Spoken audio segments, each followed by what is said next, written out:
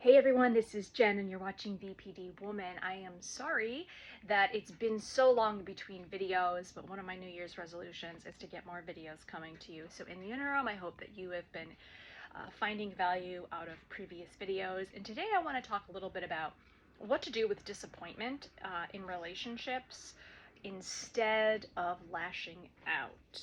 Okay, let's get right to it. So when you have BPD, abandonment is a big thing, most likely for you to deal with. It is for me. You probably have trouble regulating emotions. You might have trouble waiting for things to pan out and letting the information come in. I think that is directly tied into jumping to conclusions and black and white thinking. Like it's for a lot of us that lived in limbo in our childhoods, or we didn't have information, or things were ambiguous. We really want the information right now, right? We don't like the uncertainty of it. And so I want to tell you about a situation that I have I've gone through recently. So I have a pretty good friend. We've been friends now for about, gosh, about 3.5 years. And I've been a very, very good friend to her. And she's been a really good friend to me. She lives in a different country. And, we correspond by WhatsApp mainly. And we've generally been at least day-to-day texters, or at least weekly texters. And I have noticed a lot of the communication kind of going down a little bit. And for my part, I check in when I can. She doesn't work. She stays at home with elderly parents, and she had a health scare recently, but she's always been in contact with me. There's never, and you can tell in these apps, just like Facebook or Instagram or whatever, you can tell when somebody is online, right? So back probably on December 11th, so probably 6 days now, I sent her a message. I didn't hear a reply. I sent her a message again on the 12th. Didn't get a reply. In fact, I noticed that it took her 4 days to actually read the message. So I was like what the heck is this, right? So then yesterday I tried calling her 3 times. I was like, hey, sometimes it's easier to just pick up the phone and call. Excuse me. And she was online. Like I could see the online notification. And sorry, I'm kind of like in my sweats here. So I'm not really presentable. Just close your eyes and listen. The visual I look better if you close your eyes. Not really. Anyway, so I called her 3 times on Saturday, and I saw that she was online, and she had made a status update to her WhatsApp, but now it's like been 6, 7 days, and I've heard nothing. She hasn't responded to my 3 calls. So I've been getting really angry about it. Like, I got really angry yesterday. Like, I really wanted to lash out. I wanted to say some shit like, who the fuck do you think you are? Like, why are you treating me like this? Why, I was hurt. I'm like, well, I know she's not dead because she's like been online. So, I mean, it doesn't take, it doesn't take much to be like, hey, I saw your calls. Let's catch up soon. Write something, schedule something. Um, so I was like getting really upset about it. And like, then I was like, aggressively checking my WhatsApp, like, is she online? Like, and I was like, I wanted to say something mean, right? Like, and I thought, now why do you want to do that? Like, here you've been good friends for 3 years, right? So I'm slowing this impulse control down, and I'm kind of taking stock, like, what is it that I want out of this interaction? Well, obviously, what I would like is to know what's going on, and to be friends and improve our communication. And then I thought about it all day today, and I was like, you know what? The key to being masterful is not acting on your impulses, right? It's trying to contain that energy Sometimes what it just means, like, you're gonna put the phone down, you're gonna distract yourself, you're gonna deep breathe, right? Like, you're gonna go read something, you're gonna put the phone down, whatever it is, just so that you don't act on that impulse. Because if I was to send something nasty to her, right, like, I then take away all my credibility.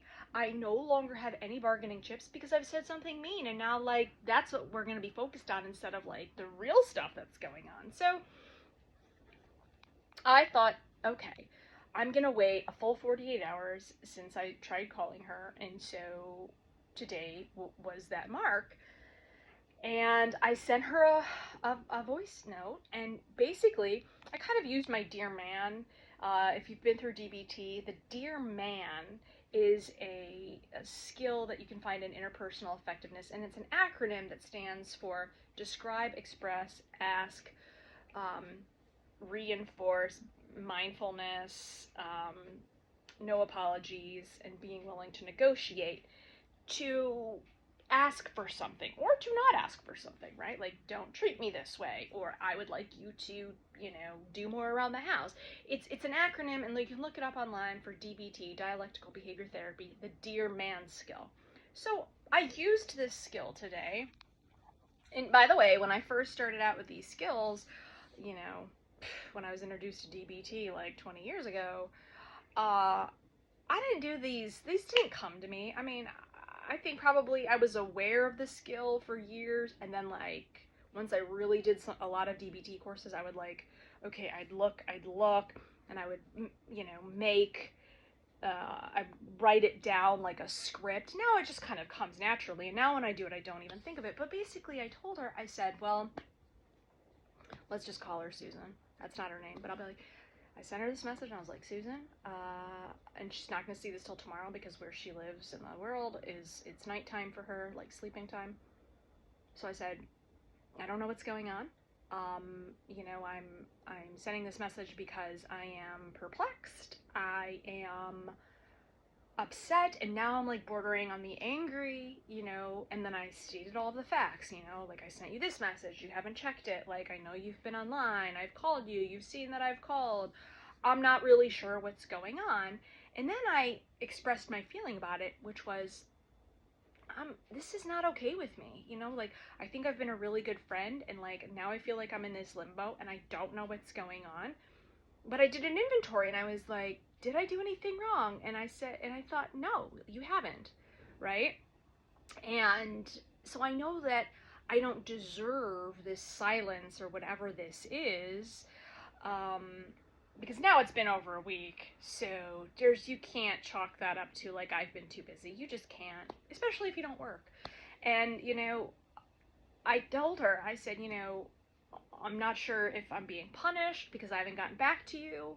If that is the case, and I'm not saying it is, I have, like, a really busy job, and I can't, get to you quickly all of the time.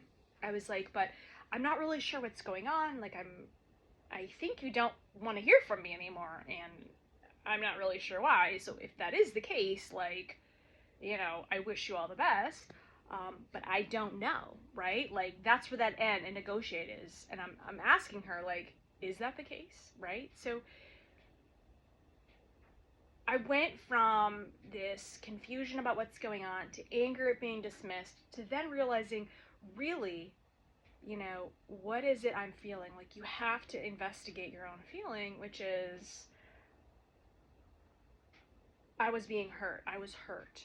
I felt ignored. I felt silenced. Like, that's a big one for me. Like, when I feel like I'm not being heard, that's like a real trigger bigger for me, right? Like, that really hurts me. So, and then I left it, right? Because I am a good friend, and I am not going to be ignored. Like, that is not gonna work for me. And that's what I said, right? Didn't swear, I didn't yell, I didn't say, crazy stuff. So now I can walk away from this interaction feeling good about how I've asserted myself, how I've communicated, and, letting her know where I stand. So the ball's in her court. And honestly, now I've just muted the WhatsApp notifications. I'm not going to check it consistently. And, you know, that's on her now. So I know it's really hard, especially when you have emotions, especially when they're tied up into friendships, because probably if you're like me and you have BPD, then um, you lose friendships, you wonder what's happened, right? So I hope this has been of some use. In the description below, tell me how you've handled some interactions recently with some friendships, or you're not really sure what's happened. Like, how did you deal with those emotions? Whether you dealt with them effectively or not effectively, let me know below. Thanks for tuning in, and I'll see you next time.